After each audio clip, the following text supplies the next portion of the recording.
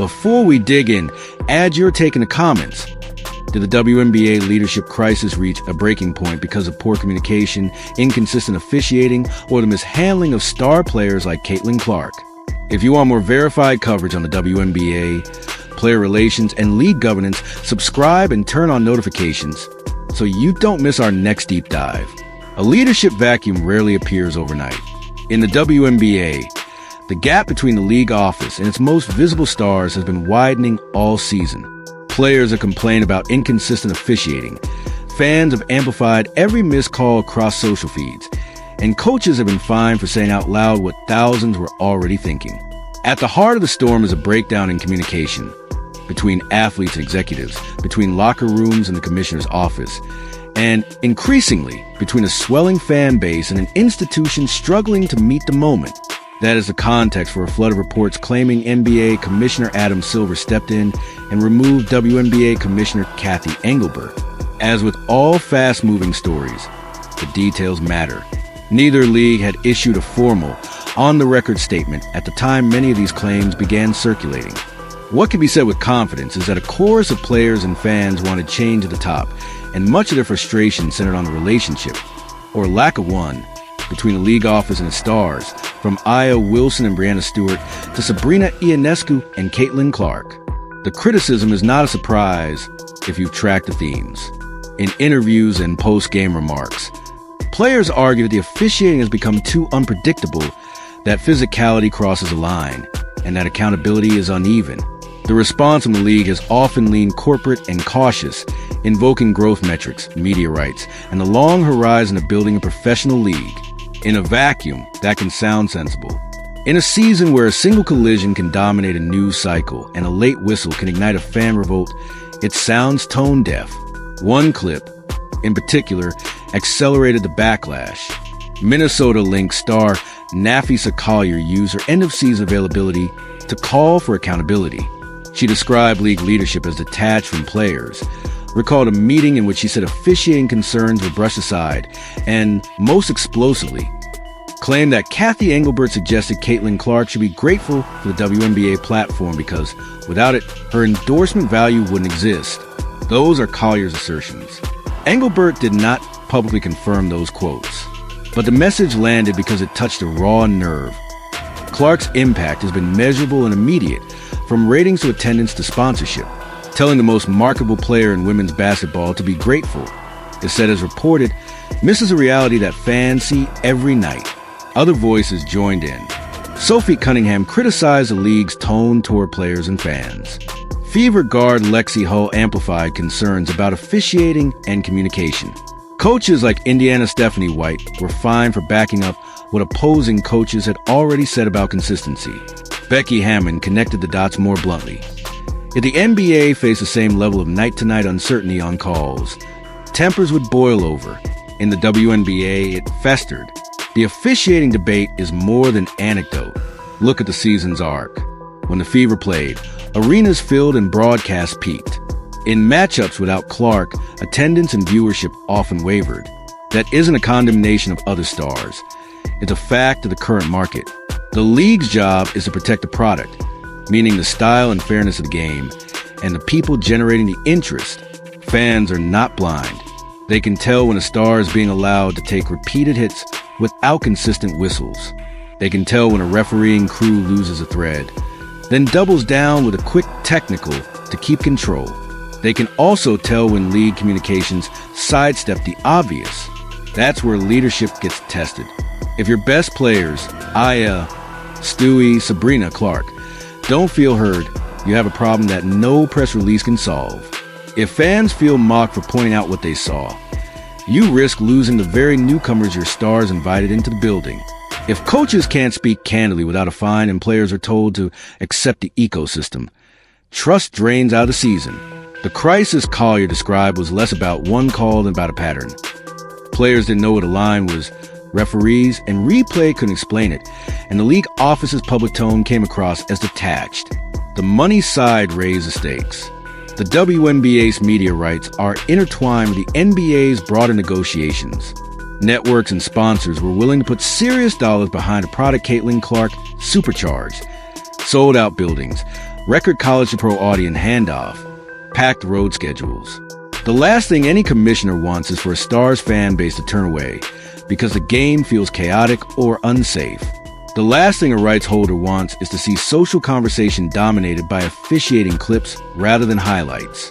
If you're the NBA commissioner watching your investment wobble, well, fix it later is not a viable strategy.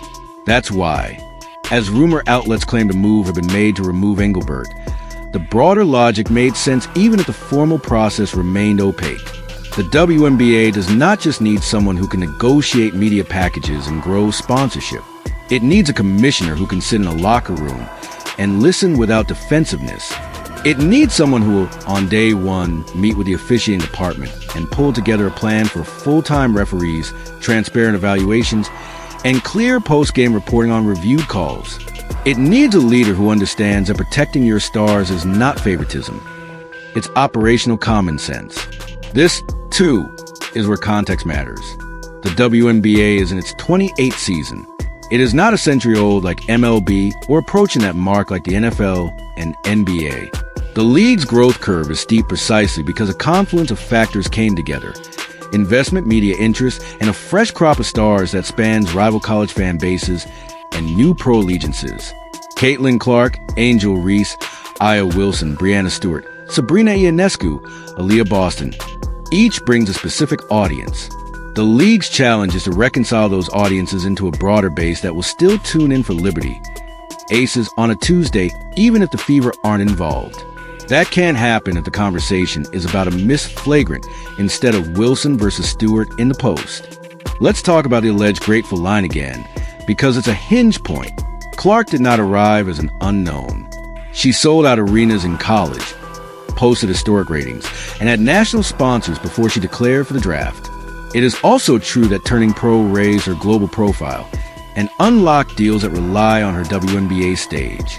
Both things can be true at once. What players heard, though, was not nuance. They heard dismissal. They heard their day-to-day bruises and pressure reduced to a lecture about platforms and gratitude. Even if the commissioner's intent was to outline the economic reality of a young league, the delivery, as reported, suggested a leader out of touch with how players feel. That more than any single night of bad whistles explains why the pushback turned into a coordinated front. Players rarely take public shots at commissioners unless they feel they've exhausted private channels. How can you negotiate if you don't communicate? Was the phrase that stuck. It wasn't just about a collective bargaining agreement down the road. It was about the basics. Hear us, meet with us, adjust with us. A great commissioner earns a room by doing those things consistently. When players, particularly stars, say they can't get that meeting or that it's unproductive when it happens, the job is already half lost. From a business perspective, the timing of a leadership change, if and when it's formalized, would also track. A season with record highs and public friction cannot finish with "see you next year" as the only official line. Networks want direction. Sponsors want confidence. And the NBA, which has backed the WNBA's growth and shepherded media talks, needs to know the next season will be less about refereeing controversies and more about marquee matchups. The NBA's move, according to the report and reaction cycle, was as much about protecting media leverage as it was about any one player. It's worth saying clearly, this is not about Caitlin Clark versus the WNBA. Framing it that way does a disservice to everyone. It's about the league treating its stars like partners, not commodities. It's about making sure trends that started with Clark's arrival benefit Stewart, Wilson, Ionescu, Reese, Boston, Collier, and the rest. It's about an officiating product that rewards skill and Dieter's cheap shots. It's about allowing coaches to advocate for their teams without fear of punitive fines when the complaint is legitimate. And yes, it's about understanding that social media clips aren't noise to be dismissed. They are the league's public record now. Where does this leave the WNBA? At a crossroads, but not a cliff. Step one is obvious. Fix officiating. That means a professionalized full-time pool of referees, standardized training that mirrors the NBA's, in-game communication that reduces confusion, and post-game transparency that explains what happened and what will be reviewed. Too often this season, The biggest talking point after marquee games was a whistle rather than a play. That is solvable with investment and process. Step 2 is repairing relationships with players. That starts with meetings that aren't performative. It includes creating a player advisory council that meets regularly with the commissioner and has a voice in issues from player safety to media policies. It means treating feedback as a resource, not a threat. It also means toning down the reflex to find every sharp quote. There is a difference between undermining officials and pointing out patterns that need attention. Fans are adults. They can handle candid conversations if they're paired with action. Step 3 is leaning into star power without apology. Everywhere in professional sports, stars are the product. The WNBA is no different. Protecting Caitlin Clark's ability to play her game is smart business. So is building around IRS dominance, Stewie's all-court versatility, Sabrina's shot-making, Boston's post-craft, and Reese's competitive edge. That's not to say the league should be hostage to any one player's demands. It is to say the marketing strategy should reflect reality. Stars sell tickets, generate ratings, and attract sponsors. The job is to make the tent big enough that fans stick around even when their favorite isn't on the floor. One more piece matters: the fans. Indiana Fever supporters, in particular, felt unheard all season. They watched their rookie star take hard fouls with uneven consequences. They saw their coach fined for echoing a league-wide call for consistency. They saw toxic thrown around on social media when they voiced frustration. Those fans are the reason local revenue has spiked. They are also the barometer of the sport's future. If they believe the league is listening and acting, they will keep filling buildings even when the result isn't ideal. If they think their complaints are brushed off, they'll stop showing up for anything but the biggest nights. All of this places immense pressure on whoever follows Engelbert. If, in fact, a change is confirmed, the next commissioner needs a resume that blends business credibility with basketball fluency. They need to be visible in arenas, present in locker rooms, and comfortable explaining tough decisions in plain English.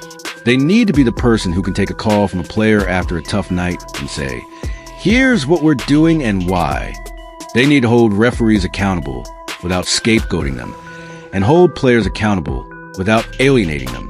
And they need to steer media rights and sponsorships from a position of strength, a product people trust, and a relationship fans admire. It's also important to keep perspective. The WNBA is not on the brink of collapse. It is amid a growth spurt that exposed weak joints. That happens in every league. The question is whether leadership fixes the joints or keeps running and hopes they hold.